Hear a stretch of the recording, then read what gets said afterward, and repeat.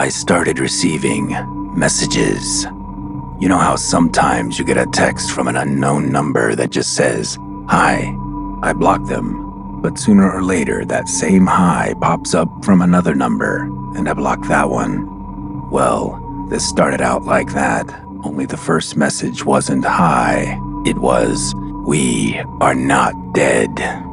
They claimed to be using a future technology to send messages back in time, a warning of the world to come. The Horror Eternal presents We Are Not Dead. Chapter 13, Eat the Silence.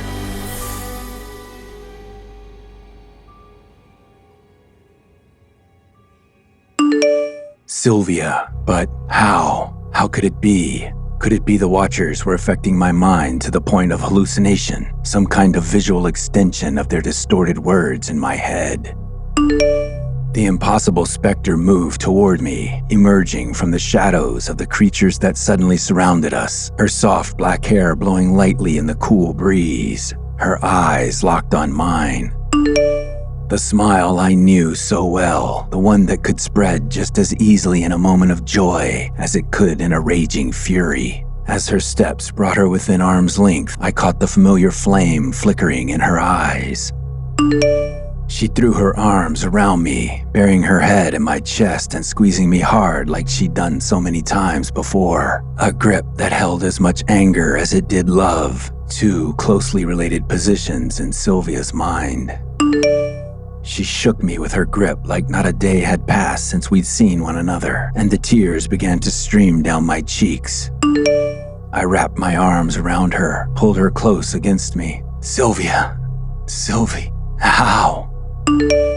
She didn't answer, just held me tight, pushing her body hard into mine, a hungering symbiosis. She held the embrace, silent as the death from which she'd risen. As she held on, my eyes scanned the beasts surrounding us, witnessing this impossible reunion they'd somehow produced against all known laws of time and space, soulless eyes flickering that awful tempo. I was suddenly stricken with awareness, realizing they fluttered in perfect sync with one another, an ominous contrivance of modality and intent. Gripping my arms tightly, Sylvia pulled back with a sharp jerk. Her eyes ran up to mine, the ghost of our tormented past clamoring in her penetrating gaze. She spoke, her voice barely a whisper. "Stay out of the past." I struggled to form a coherent reply. "Sylvia, what do you..." A sudden flash of white-hot pain shook my jaw as Sylvia's open palm struck. "It's all your fault!" she screeched. "Sylvia, I started again, only to be cut off. "I'm in the dirt because of you, Xavier. You put me there, just the same as if you'd strangled me with your bare hands. Stay out of the past." I stood, slack-jawed, paralyzed by her words. She stared back, her chest heaving with furious breath, eyes alight with their familiar alchemy of love and hate. I started again. "Sylvia, what do you mean? What happened?" This time she listened, eyes holding mine with a sudden sadness that betrayed her wrath. She answered, "I mean, you can save me. You can undo all of this. You want to save me, don't you? You want me back, so that none of this ever happened." "God, yes," I said, tears erupting. "Just tell me how." "Stay out of the past," she repeated. Then she pulled me to her once more, her mouth locking on, her passionate tongue taking mine in a desperate grip. I wrapped my arms around her, held on tight against the fear she might return to the ether. Lost in that impossible embrace, swept up in her fleeting mortality, I began to feel cool drops of rain on my skin. A few at first, a light drizzle, increasing quickly until a shower washed over us. The deluge ran down our faces and into our grasping mouths. It was bitter, a thick consistency that immediately pulled me back into my head. I opened my eyes and drew back to see Sylvia's face drenched in blood, black in the darkness. I looked around, the skies hemorrhaging, painting the world with a bloody brush. Was this really happening, I thought? Or was it another vision projected by the Watchers, like Sylvia herself? Sylvia released me and took a step back. I felt the air sucked out of my lungs as her body pulled away from mine. "Don't go," I said, tears washing the blood from my eyes. Remember what I said. Remember so I might live again, Xavier. Remember that I might come home yesterday. She continued, stepping slowly back toward the creatures. Then the consistency of the rain began to shift, becoming softer, rainwater, washing away the weight of the thick gore. The moonlight reemerged from the clouds, and Sylvia's sharp, dark-haired visage was replaced by Sadie's soft, light-haired countenance. Sylvia was gone, again.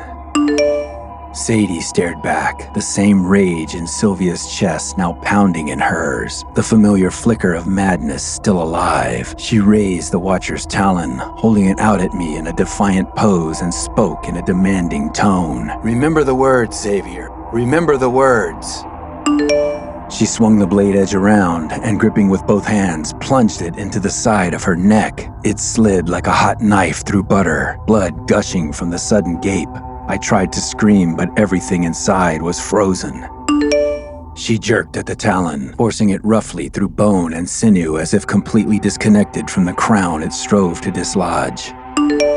With a final, frantic lurch, the goal was achieved, and Sadie's golden-topped head released and fell to the dirt, the body crumpling after into a blood-soaked heap.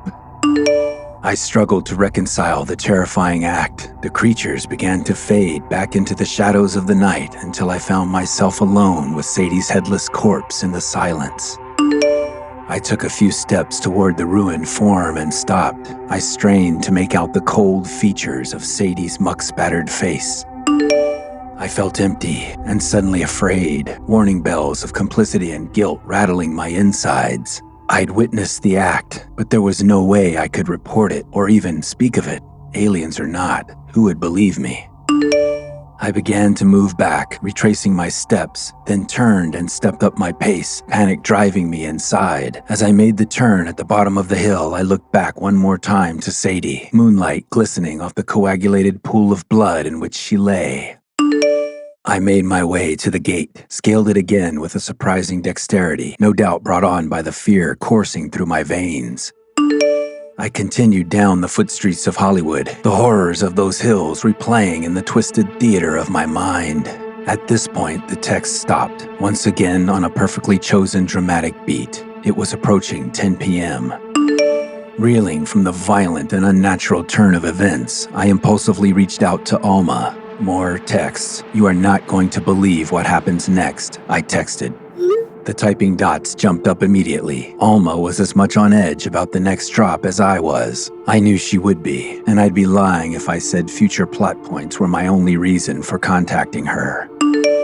"What? Send them. What are you waiting for?" was her response. My fingers danced across the keys, purposefully stoking the anticipation. "I can't," I responded. It was Alma who'd started this, texting me about her visions, meeting up with me, sleeping with me. She'd relit the flame, so I didn't feel guilty fanning it a little more to satisfy my own desires. Her text read, "Why?" Her frustration screamed through the letters. I kindled the flame a bit more, conscious of my underlying goal. "This is big, not like the other texts. You need to read this in person so we can discuss." "Bastard," came back. "Give me a half hour or so. Mission accomplished."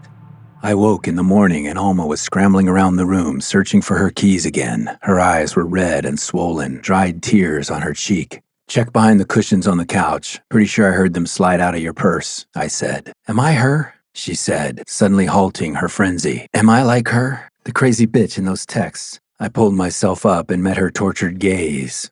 "I don't know, honey. I just know I love you." "Shut up," she said. "Fuck you. Don't say that." And she turned away and headed for the front room. I heard her rustling the cushions on the couch and the jangle of her keys. Then the door opened and shut. That afternoon, I arrived at the Pasadena Starbucks location for my rendezvous with U/Rhea_Lamia. There hadn't been any new texts in the meantime. I left with plenty of lead time and arrived a comfortable 15 minutes early and grabbed a table. Other than the address and meeting time, the DM had given me no details on who I should be looking for and how to make contact. I had to assume they knew me. I mean, of course they would, considering this whole situation had to be some elaborate kind of put-on, a hoax. For what reason, I had no idea. I'd speculated someone knew my work from the Netflix show and erroneously thought they could pitch this future text idea through me. If you were lucky enough to even get one professional gig in Hollywood, everyone thinks you have a direct line to Ted Sarandos or Steven Spielberg or someone. I'd encountered this before. Unfortunately, the only direct line I had at this point was the Amazon warehouse. However, pitch or not, this was a pretty damn good concept they'd hooked me into. Maybe I should keep an open mind. This might be the exception to the rule. But then, what are the odds the person behind this would also happen to visit one of the forums on which I'd put out the call for others experiencing the same phenomenon? I guess it's not impossible, but the odds were not in favor of it. I was lost in thought, chasing my hypothetical tail when a voice suddenly called me back to my mission. "Is this seat open?" A soft, female voice spoke just high enough to be heard over the chatter of the crowd. I looked up to meet the penetrating gaze of a face as sharp and severe as it was soft and inviting. Straight black hair, thin, shoulder-length, framing her commanding features. The eyes that held mine, almond, on fire, brown at first glance, revealing a hazel tint as they drew you in. I swallowed. "Yes, it's yours, take it." She sat down in the seat and folded her arms on the table. She took a sip of her drink. The slurping of her lips on the hot whipped cream sent a seductive shiver up my spine. I had expected her to take the seat and move to another table, so I was already self-consciously alert when she spoke. "I love pumpkin spice, especially the whipped top. I look forward to it every year. What are you having?" "Oh, same actually," I responded. She rested her head in her palm, relaxing her elbow on the table with an inviting smile that flooded the room with her very essence. "I thought so," she beamed. "So what's your theory?" "I'm sorry, theory," I responded, not following. "The texts, are they real? A hoax? What's your theory?" "You're the text from the future," I stammered. "Yeah, the text from the future." She held out her olive hand. "I'm Ria, from the message board." I took her palm in mine and shook lightly. "I'm sorry, but how did you know?" I asked. "The pumpkin spice," she responded, resolute. But I can't be the only person ordering the pumpkin spice latte. This place is packed." "I was given specific details on how to find you. That was one of them." "But," I started, "I was told to invite you here at 2:45, to arrive and look for a man matching your basic description who would order a pumpkin spice latte at exactly 2:33. I just sat near the front and waited, and you ordered right on time." Who told you this?" "The text from the future."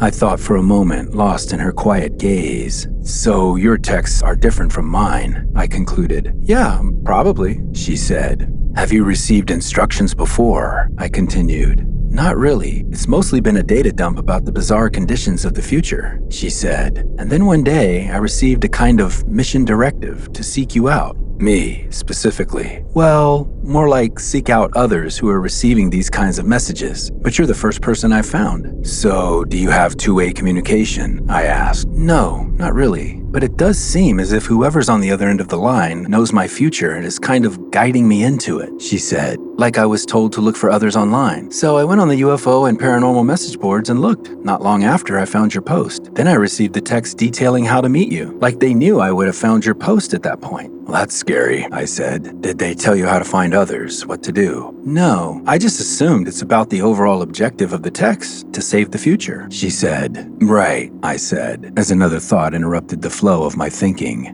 "And you're for real?" "What do you mean? You see me. I'm obviously real," she replied, a playful scoff in her eyes. "Yeah, I know you're real, but are the texts real? What do you do for a living? Are you a writer?" "What?" She looked confused and a little annoyed. "It's okay if you are. I mean, this whole thing is incredible. The concept, the way you pulled it off. If you're trying to sell me on it, it worked. I'm all in. But I have to warn you, despite my previous gig, I'm pretty low on contacts, but I'd be willing to do what I can." She stared back, confused. "What are you talking about?" "I just assumed this had to be a pitch, right? This whole charade is about selling your future text concept." "For what?"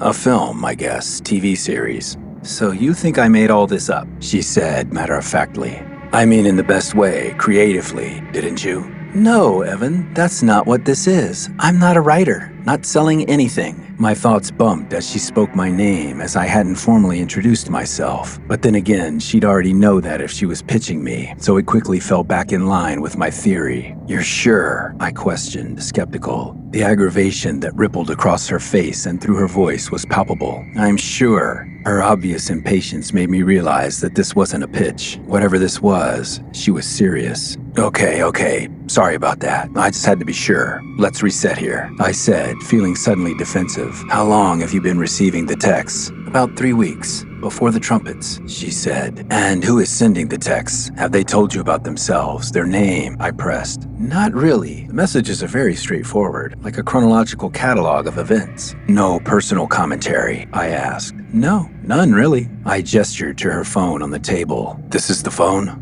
Yeah, that's it, she confirmed. Can I read some of your thread? I'd really like to see how yours compares to mine. Well, you can't, she said. I won't even touch your phone. You can just hold it up and scroll through a few. Not possible, she maintained. Not possible you won't, or not possible you can't? I asked. She picked up her phone and opened the lock screen. I've tried to share them before, but all anyone sees is gibberish. She opened a text thread and turned the screen to face me. I squinted to read against the glare of the sun through the window. I spoke the text out loud. The blade is life, the reaping kind. The culling spirit swings. Liberate the death, cull back the divine.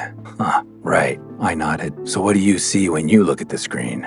I see what you see. But when I read it to myself, it's like a code is unlocked in my mind, and a message forms, almost as if I'm remembering something I've never read, she explained. And you? I assume it would work the same for you. No, my texts are straightforward. I've even shared them with my ex-girlfriend, and she can read them fine. I took out my phone, opened the text screen, and sat it on the table in front of her. Her eyes narrowed as she studied the messages. She ran her finger across the screen, scrolling down to read more. As she scanned, a thought arrested my awareness. Rhea's text read like the Watcher's nonsensical mind-speak from Xavier's stories, which had to mean that Rhea's future texts were coming from them. And if those words were triggers that unlocked psychically encrypted messages in her mind, could they have been doing the same to Xavier? He never mentioned such a thing, but there's nothing to say those messages can't be subliminal. It explains the shift in Sadie's attitude in the canyon. Might explain why Xavier saw Sylvia there. Certainly more plausible than time travel. But then again, it also makes her story easier to pull off. I'm sure it was a lot of work to create the text thread I'd been reading. This way she, or whoever she might be working with, didn't have to write a whole other storyline.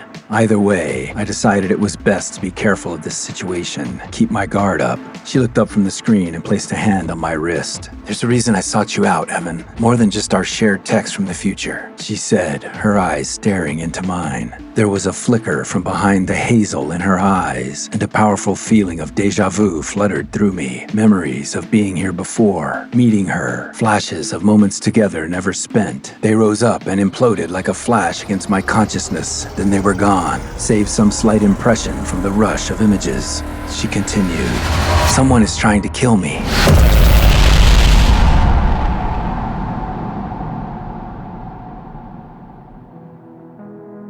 If you have enjoyed this program, please like, review, and share. Spread the word. Help us build an audience to change the future. The Horror Eternal presents We Are Not Dead. Written, produced, and performed by Roy Burdine. Sound design and mix by Mark Labib. The Horror Eternal and We Are Not Dead are copyright 2026 Roy Burdine. This has been a Spiral Opus audio production. Also from Spiral Opus, don't miss Mindraker, Background Anger, the story of a psychic assassin on a mission from God. Season 1 available on Apple Podcasts, Spotify, and everywhere you get your podcasts. Monster Forge. We make monsters.